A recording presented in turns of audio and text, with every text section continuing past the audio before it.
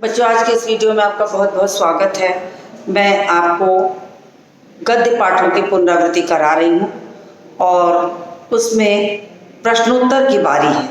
पाठों का रिवीजन हो चुका है, प्रश्नोत्तर की बारी है और वो भी प्रश्नोत्तर वो वाले जो आपको वार्षिक परीक्षाओं में पूछे गए हैं।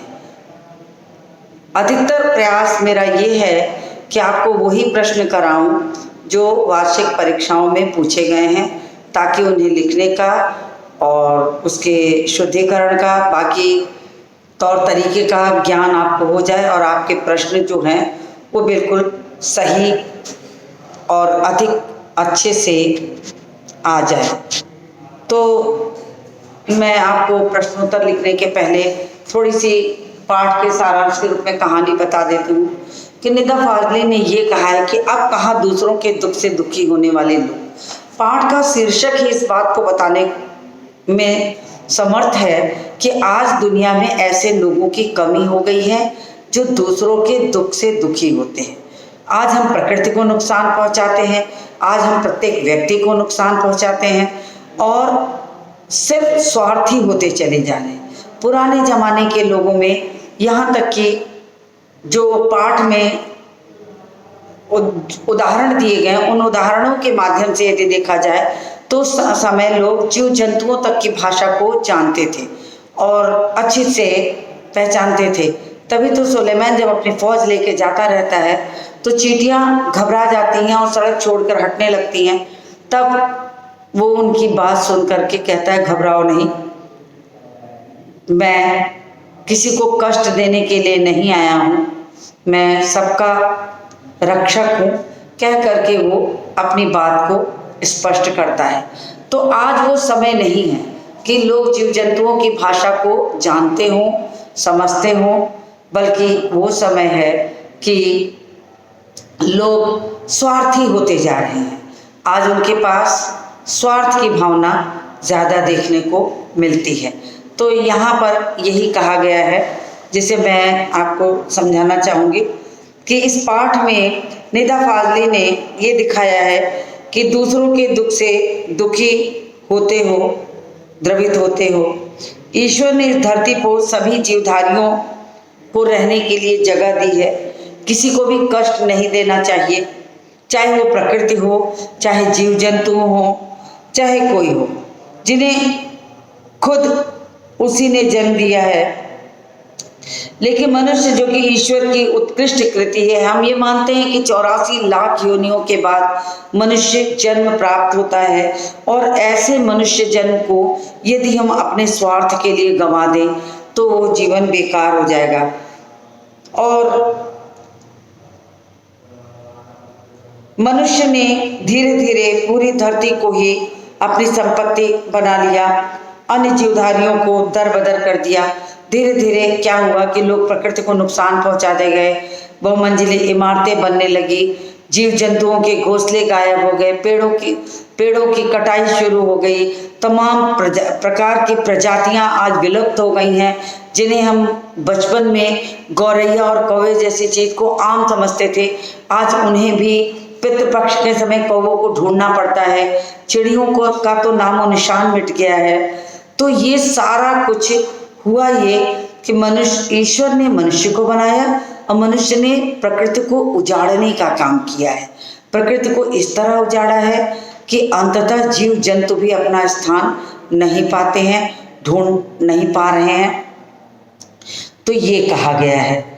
तो इसमें भी उन्होंने कहा कि मनुष्य तो अपनी जात को भी बेदखल करने में जरा भी परहेज नहीं करता। कहने का मतलब कि मनुष्य जो है मनुष्यों के तरफदारी भी नहीं करता। मनुष्य स्वार्थी है और उस स्वार्थी होने का मतलब हुआ कि वो अपने फायदे के लिए जहाँ जो चीज़ मिलती है वो कार्य करता है, अन्यथा बाकी चीज़ों को छोड़ देता है। तो पाठ का जो शीर्षक है वो बहुत मुख्य है। पुराने ज़माने के तरह कभी अयाज की तरह यहाँ कोई नहीं है जो कि कुएं पर से नहा कर आते हैं तो एक चींटा जो उनकी बाजू पर रेंगता रहता है, उसे वो जब देखते हैं तो भोजन छोड़ के उठ जाते हैं और फिर पुनः उसे जाते हैं जगह उसी कुएं पर छोड़ने के लिए कि मैंने एक जीव को बेघर कर दिया है। आज कौन सोचता है इतना किसी के बारे में? जीव जंतुओं और पक्षियों के बारे में तो कुछ कहना ही नहीं, मनुष्य के बारे में भी नहीं सोचता। तो शीर्षक अपने में बहुत अधिक भावपूर्ण है कि आज ऐसे लोगों की कमी होती चली जा रही है। लेखक की माँ जो जिसके हाथ से गलती से एक अंडा टूट जाता है तो दिन भर रोजा रहती हैं कि प्रायश्चित कर लें। इस प्रायश्चित का भाव आज मनुष्यों में है ही नहीं। तो यही कहा है कि निदा पाजली ने वो महसूस किया कि लोग समुद्र को घेरते चले जा रहे हैं, उद्योग धंधे बढ़ाते चले जा रहे हैं, औद्योगिक संस्थान बढ़ते जा रहे हैं, हम विकसित तो होते जा रहे हैं मगर प्रकृति से हम बहुत दूर होते जा रहे हैं। और ऐसे दूर होते जा रहे हैं कि वो प्रकृति अंततः हमें ही नुकसान पहुंचाती है।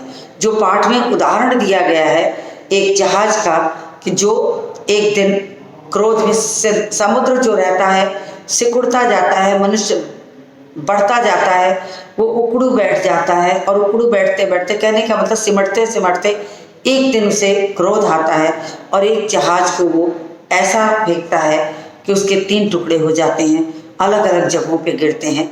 कहने का तात्पर्य यदि प्रकृति को हम नुकसान पहुंचाएंगे तो प्रकृति भी हमें नुकसान पहुंचाएगी। यही यहाँ पर दिखाने के लिए निदा पाजली ने पाठ का नाम रखा, अब कहा दूसरों के दुख से दुखी होने वाले लोग। तो ये पाठ का मैंने बिल्कुल संक्षिप्त सा सार बताया क्योंकि पुनरावृत्ति कराई जा चुकी है। और आज जो हम इस वीडियो में आपके साथ हैं उसके पीछे का कारण है आपको वार्षिक परीक्षाओं में प्रश्नों को जो पूछा गया है उसको कराना। तो मैं सीधे प्रश्न पर आ जाती हूँ और पाठ पर आधारित कुछ प्रश्नों को आपको समझाऊंगी और अगर उसमें से कुछ लिखवाने लायक लगेगा तो आपको लिखवा दूंगी। तो प्रश्न है, अरब में लश्कर को नूह के नाम से क्यों जाना जाता है? तो अरब में नूह का अर्थ होता है उम्र भर रोने वाला। लश्कर इस्लाम धर्म में आस्था रखने के कारण कुत्ते को बहुत गंदा जीव मानते थे। एक दिन उन्होंने कुत्ते को धुतकार दिया और कुत्ते ने कहा कि ना तो मैं अपनी मर्जी से कुत्ता हूँ और ना तुम अपनी पसंद से आदमी। तब लश्कर को एहसास हुआ कि कुत्ते को धुतकार कर उन्होंने पाप किया है, इसलिए वे जीवन भर पश्चाताप में रोते रहे। और अरब में लश्कर को नूह के नाम से क्यों याद करते हैं? तो अरब में नूह का अर्थ होता है उम्र भर रोने वाला, जिसको कि उन्होंने कुत्ते के माध्यम से दिखाया है, अपनी गलती का एहसास किया है। एक प्रश्न आया है, बढ़ती हुई आबादी का पर्यावरण पर क्या प्रभाव पड़ा है? आप कहाँ दूसरों के दुख से दुखी होने वाले पाठ के आधार पर लिखिए। तो बढ़ती हुई आबादी का पर्यावरण पर बहुत अधिक प्रभाव पड़ा है। ये हुआ कि मौसम चक्र बिगड़ गया है, जीव जंतुओं का आश्रय छिन गया है, पेड़ पौधों और जंगलों की कटाई शुरू हो गई है, हम बहुत अधिक विकसित होते जा रहे हैं, हम उन स्थानों पर भी बहुमंजिली इमारतें बना दिए हैं जो प्राकृतिक सौंदर्य देखने के लिए जो पहले बहुत प्रसिद्ध थी, आज उन जगहों में भी बहुमंजिली इमारतें बन गई हैं, पेड़ पौधे कट रहे हैं, पहाड़ों को गिराया जा रहा है, नदियों का रास्ता मोड़ा जा रहा है। तो अंततः इसका नुकसान भी तो मनुष्य ही उठाएगा। इस बात का मनुष्य को ही पता है कि आज हम जो कर रहे हैं कल हमें उलटकर वही मिलेगा। तभी तो सुनामी जैसी घटनाएं आती हैं, तभी तो भूकंप और भूचाल जैसी चीजें आए दिन सुनने को मिलती हैं कि बड़ी बड़ी बहुमंजिली इमारतें जमींदोज हो जाती हैं। तो यही यहाँ पर पाठ के सहारे आपको लिखना होगा। तो ये प्रश्न चूंकि आपके पाठों से जुड़े हुए हैं तो मैं इसको थोड़ा सा 2019 वाला ये प्रश्न जो है मैं इसको लिखवा देती हूँ। तो मैं पहले प्रश्न लिखूंगी फिर आपको उत्तर लिखूंगी। तो पहला प्रश्न है, बढ़ती हुई आबादी का पर्यावरण पर क्या प्रभाव पड़ा है? ये प्रश्न आया है 2019 में।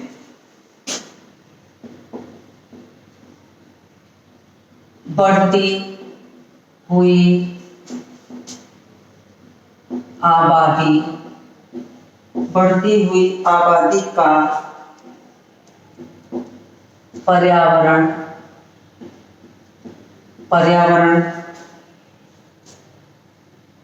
पर क्या प्रभाव पड़ा है।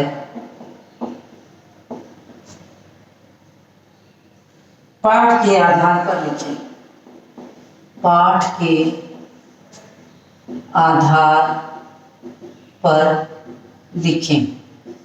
ये प्रश्न आया है 2019 में। तो मैंने सर इसीलिए डाल दिया कि आपको कोई कंफ्यूजन ना हो और आपको बता दें कि आबादी दिनों दिन बढ़ती जा रही है, जगहें कम होती जा रही हैं। अगर इसको एक छोटे से उदाहरण के माध्यम से समझा जाए तो ये आपको बहुत अच्छे से समझ में आ जाएगा कि जैसे एक पिता के पास एक टुकड़ा खेत है और उसके 4 संतानें हों, तो 4 संतानों में क्या होगा कि जब पिता संतानों में आपसी नहीं बनेगा तो उस छोटे से टुकड़े के 4 हिस्से हो जाएंगे। और यही क्रम अगर आने वाली पीढ़ी में शुरू रहा तो उसके बाद की संतानों का उस टुकड़े के 4 टुकड़े, उसके बाद की संतानों का उस टुकड़े के 4 टुकड़े, ऐसे करते करते कल्पना कीजिए कि आने वाले समय में क्या रह जाएगा।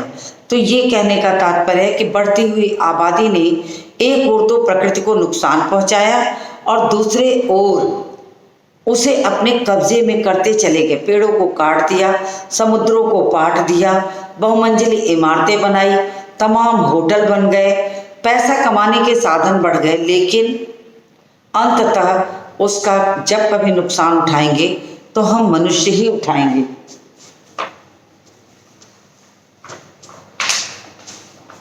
तो इस प्रश्न को मैं लिख देती हूँ उत्तर के रूप में, ताकि एक आध प्रश्न आपको समझ में आए कि क्या लिखा जाएगा। तो आप भी लिखिए, बढ़ती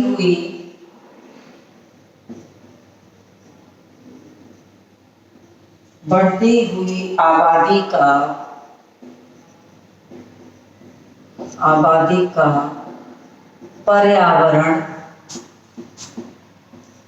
पर्यावरण पर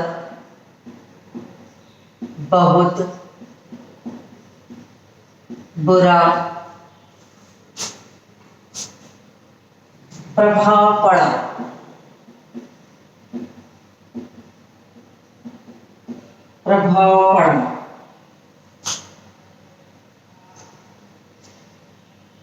जो आज हमारे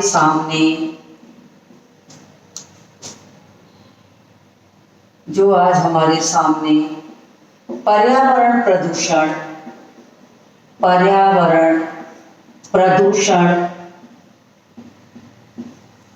के रूप में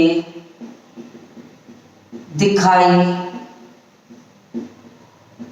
पड़ रहा है।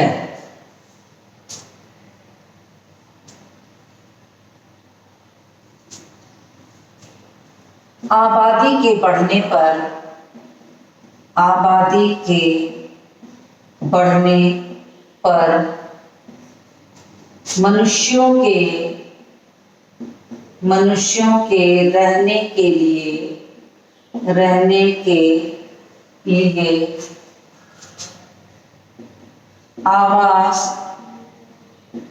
आवास रहने के लिए जंगलों की कटाई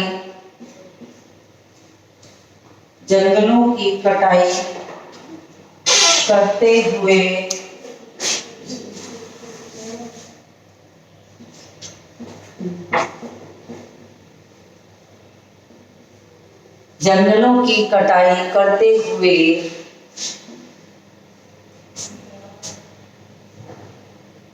इमारतों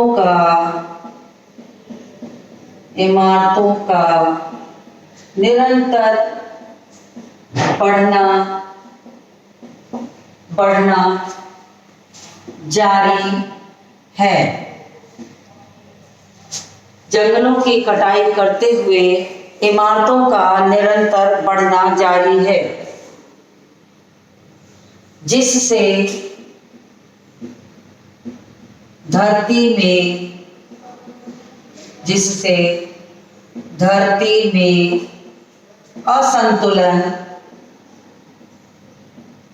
असंतुलन बढ़ता जा रहा है।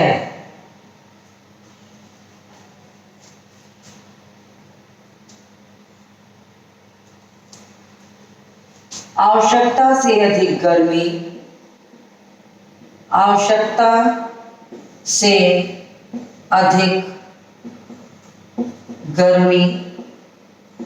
बेवक्त बरसातें, आवश्यकता से अधिक गर्मी, बेवक्त बरसातें, तूफान, बाढ़,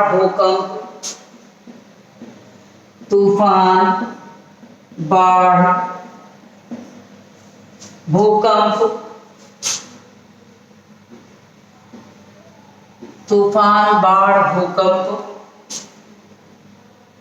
जैसी प्राकृतिक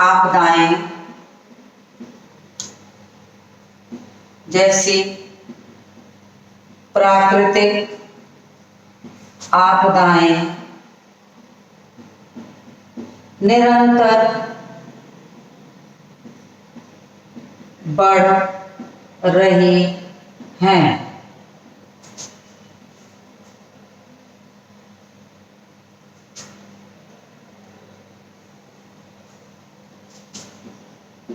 बढ़ती हुई आबादी से प्रकृति का दोहन हो रहा है। प्रकृति का दोहन हो रहा है।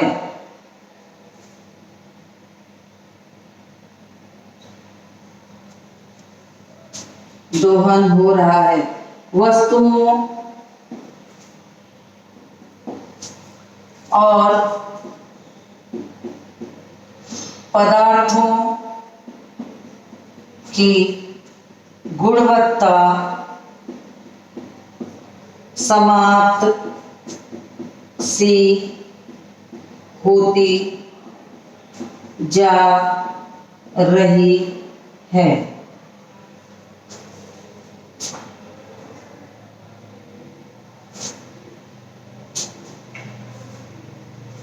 तो ये हुआ कि प्रकृति की स्थिति से प्रकृति का हम दोहन कर रहे हैं। निरंतर आपदाएं और परेशानियां हमारे ही ऊपर आ रही हैं। जिस प्रकृति को हम नुकसान पहुंचाते हैं वही प्रकृति उलटकर फिर हमारे सामने खड़ी होती है कि हम किस तरह से अपने रहने के लिए स्थान ढूंढने को भी नहीं मिलता। तो जीव जंतुओं की स्थिति आई तो लेखक ने पाठ में कहा है कि एक कबूतर, जब लेखक की पत्नी ने एक कबूतर जो उनके घर में डेरा डाले हुए था, तो लेखक की पत्नी को ये लगता है कि वो अनाधिकार चेष्टा कर रहा है। तो अंततः वे क्या करती हैं कि उसके आने जाने के रास्ते की जाली लगवा देती हैं और फिर वो कबूतर बेचैन होकर इधर उधर फड़फड़ाता है। पेड़ों के कट जाने से जब बहुत अधिक कटाई होती है तो जीव जंतु जो होते हैं वो इधर उधर भागकर बसेरा ले लेते हैं। कुछ तो विलुप्त हो जाते हैं, कुछ घरों की छतों और गुंबदों में बस जाते हैं। तो इस तरह से देखा जाए तो वास्तव में जीव जंतु जो है, प्रकृति का नुकसान जीव जंतुओं को भी मिलता है। मैं थोड़ा कैमरे को एडजस्ट कर दे रही हूँ, मुझे लग रहा है कि आपको देखने में दिक्कत होगी, तो मैंने एडजस्ट कर दिया कैमरा, तो आप आराम से लिख सकते हैं। तो ये कहा गया है प्रश्न में। फिर उसके बाद का मैं एक प्रश्न और आपको हल कराती हूँ, आप देखिए ध्यान से। एक प्रश्न तो बिल्कुल शेख अयाज के पिता भोजन छोड़कर क्यों उठ खड़े हुए? अब कहाँ दूसरों के दुख से दुखी होने वाले पाठ के आधार पर लिखिए। ये प्रश्न आया है 2017 में। तो 2017 का जो ये प्रश्न है कि शेख अयाज के पिता भोजन छोड़कर क्यों उठ गए, तो शेख, मैं इसको कहानी की तरह आपको बता देती हूँ।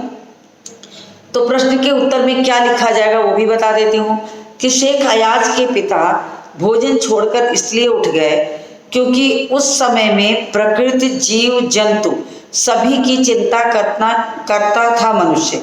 आज ऐसा नहीं है। शेख अयाज के पिता कुएं से स्नान करके जब भोजन के लिए घर में अंदर आते हैं तो वो देखते हैं भोजन करते करते ही अचानक उनकी निगाह उनकी भुजाओं पर जाता है, बाँह पर जाती है, तो एक मोटा सा चींटा उस पर रेंगता रहता है। जिस चींटे को देखकर उन्हें बहुत कष्ट होता है कि वो स्नान करने के समय जब आने लगते हैं तो वो चींटा उनके बाजू पर बैठकर आ जाता है। वो भोजन छोड़ के उठ जाते हैं और भोजन छोड़ के उठ करके वो सीधे उसी जगह पे जाते हैं। माँ को ये लगता है कि भोजन अच्छा नहीं है, इसलिए शेख अयाज भोजन छोड़ दिए, लेकिन ऐसा नहीं था। उन्हें लगा कि उन्होंने किसी एक जीव को बेघर कर दिया है। कितनी चिंता होती थी उस समय के लोगों में। आज लोगों की सोच में बदलाव आ गया है। पहले के लोग ये सोचते थे कि एक चींटे को बेघर कर दिया है, एक चींटी रास्ते में दब जाएगी। सुलेमान जब अपनी फौज लेके निकलते हैं और वो कहते हैं कि तुम घबराओ नहीं, मुझे खुदा ने सबका रखवाला बनाया है, जबकि चींटियां कहती हैं कि हट जाओ, फौज आ रही है। तो वो समझ जाते हैं क्योंकि उस समय वो जीव जंतुओं की भाषा जानते थे। शेख अयाज को भी बिल्कुल ऐसा ही लगता है। तो आपको इसमें पूरी शेख अयाज वाली घटना को प्रश्न के उत्तर की तरह लिखना है। फिर शेख अयाज भोजन छोड़कर वहीं जाते हैं, उस चींटे को जहाँ से उठाया उनके बाजू पर आया तो वहीं छोड़ते हैं। कुल मिलाकर इससे आपको क्या पता लगता है कि मनुष्य के अंदर जीव जंतुओं के प्रति भी दया का भाव होना चाहिए, जो पहले होता था परंतु आज नहीं है। ये बात यहाँ पर समझाई गई है। तो इसी को प्रश्न के रूप में पूछा गया और ये प्रश्न आया है 2017 में। 2017 का आउटसाइड दिल्ली का ये प्रश्न है, दिल्ली के बाहर वालों के लिए प्रश्न था। तो आप इसका उत्तर इसी तरह लिखेंगे। तो जो प्रश्न थोड़े सरल हैं उनको मैं ऐसे ही समझा दे रही हूँ, जो मुझे लग रहा है कि आपको लिखवाने लायक है वो मैं बोर्ड पर भी लिख दूंगी। उसके बाद एक प्रश्न है कि इसको भी मैं समझा दूं आपको। 2016 में आया है ये। अब कहाँ दूसरों के दुख से दुखी होने वाले पाठ के आधार पर वनस्पति और जीव जगत के बारे में लेखक की माँ के क्या विचार थे। लेखक की माँ वनस्पति और जीव जंतुओं के बारे में लेखक की माँ के क्या विचार थे?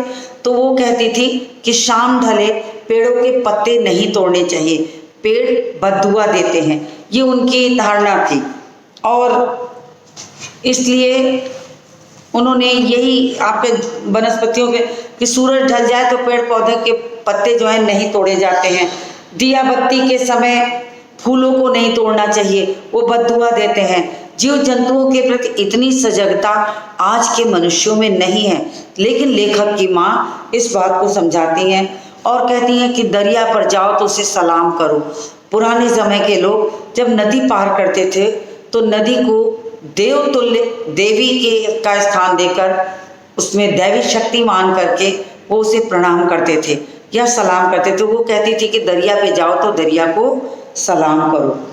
फिर कबूतरों को मत सताओ, जो ये हजरत मोहम्मद के अजीज़ हैं। जीव जंतुओं के प्रति यही उनकी धारणा थी कि कबूतरों को नहीं सताना चाहिए, ये जीव जंतु हजरत मोहम्मद के अजीज़ है। और मुर्गे को परेशान नहीं करना चाहिए, ये सवेरे उठकर बांग देता है, हमें जगाता है। तो ऐसे प्रश्नों में कभी कभी ये भी लिखा रहता है कि आप किन्हीं दो पॉइंट को लिखिए, लेकिन अगर आपको उससे ज़्यादा पॉइंट आते हैं तो आप लिख दीजिए 3, 4, 5 पॉइंट भी। लेकिन आपके 2 पॉइंट अगर उसमें से सही होंगे तो आपको उसके अंक मिलेंगे।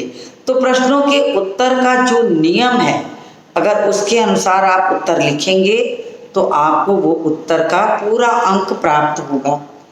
तो ये आपका प्रश्न था 2016 में आया था, जो मुझे लगा कि समझाने लायक है तो मैंने इसको समझा दिया। फिर है एक प्रश्न है, ये वाला प्रश्न 2015 में भी आया है, शेख हयाज के पिता भोजन छोड़कर क्यों उठ गए। यानी ये प्रश्न बहुत इंपॉर्टेंट हो गया, 2015 में भी आया है, 2016 में भी आया है। तो आपको क्या चाहिए, ऐसे प्रश्नों को जो कई बार प्रश्नों में आए हैं उनको आप अवश्य पढ़ें और उनके उत्तरों को देखें। इसके बाद एक प्रश्न ये है जो मैं सोच रही हूँ लिखवा दूँ आपको, लेकिन चलिए इस प्रश्न को मैं दूसरे दिन आपको लिखवाऊंगी। आज मैं आपको छोटे प्रश्न समझा देती हूँ। तो एक प्रश्न ये है कि लेखक की माँ किस समय पेड़ों के पत्ते तोड़ने के लिए मना करती हैं। ये आपके बुक के अभ्यास प्रश्न में भी पीछे प्रश्न है, तो ये प्रश्न आपको आता होगा कि वो, और जो मैंने अभी प्रश्न समझाया कि लेखक की माँ का वनस्पति और जीव जंतुओं के प्रति क्या विचार था, उसमें भी ये प्रश्न का उत्तर आया था। तो संभवतः आपको ये प्रश्न का उत्तर अपने आप समझ में आ गया होगा कि वो क्या कहती थी कि शाम ढले पेड़ों के पत्ते नहीं तोड़ने चाहिए, और दिया बत्ती के समय फूलों को नहीं तोड़ना चाहिए, दरिया पर जाओ तो उसे सलाम करो। तो ये जो छोटी छोटी बातें थी, इसको यही उत्तर, उसमें वाला उत्तर इसमें भी लिखा जाएगा। तो मैंने इसको इसीलिए संक्षेप में आपको समझा दिया है, आपको समझ में आ गया होगा। और ये प्रश्न आपके एनसीईआरटी की बुक जो है उसमें भी अभ्यास प्रश्न में दिया गया है। एक प्रश्न है कि संसार की रचना भले ही कैसे भी हुई हो, लेकिन धरती किसी एक की नहीं है। पंक्ति का आशय स्पष्ट कीजिए। तो ये सच बात है कि संसार की रचना भले ही कैसे भी हुई हो, लेकिन धरती किसी एक की नहीं है। धरती समस्त जीव जंतुओं की है। धरती पर समस्त जीव जंतु और प्रकृति का समान अधिकार है। समान अधिकार का मतलब हुआ कि अगर आप पेड़ों को नुकसान पहुंचाएंगे, वृक्षों को नुकसान पहुंचाएंगे, तो अंततः वो वृक्ष भी आपको नुकसान पहुंचाएंगे। तो मुझे लग रहा है कि ये प्रश्न भी आपको थोड़ा लिखवा देना चाहिए, थोड़ा छोटा ही है, तो मैं इसको रब करती हूँ और फिर आपको इस प्रश्न को भी लिखवा देती हूँ। मैं प्रश्न लिख देती हूँ, आप उसको उतार लीजिए। प्रश्न है, संसार की रचना भले ही कैसे भी हुई हो। प्रश्न है, संसार की रचना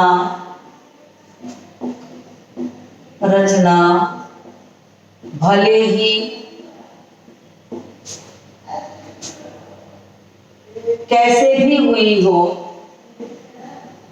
कैसे भी हुई हो, कैसे भी हुई हो, लेकिन धरती किसी एक की नहीं है। लेकिन धरती किसी एक की नहीं है। पंक्ति का आशय स्पष्ट करें। पंक्ति का आशय स्पष्ट करें। 2017 में आया है, आउटसाइड दिल्ली का है ये प्रश्न।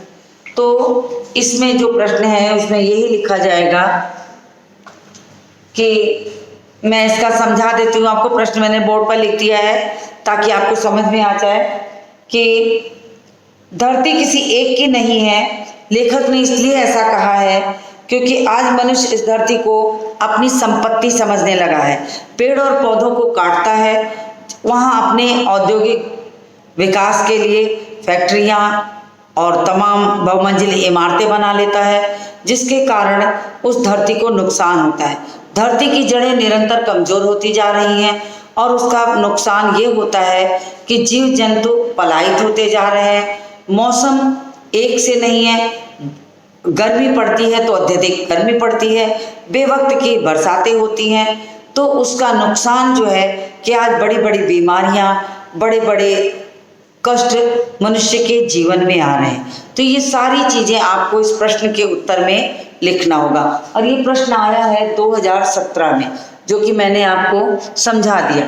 तो मुझे उम्मीद है, और ये मैं आपका होमवर्क कर देती हूँ, जिसको कि आप लिख के मुझसे करेंगे। मैंने आपको समझा दिया है, तो मुझे उम्मीद है कि ये प्रश्न आपको अच्छी तरह समझ में आ गया होगा। इस पाठ के अभी और भी प्रश्न हैं सन वाले, जिसको मैं अपने अगले वीडियो में कराऊंगी। तो आज के इस वीडियो को यही समाप्त करती हूँ और मिलती हूँ आपसे अगले वीडियो में।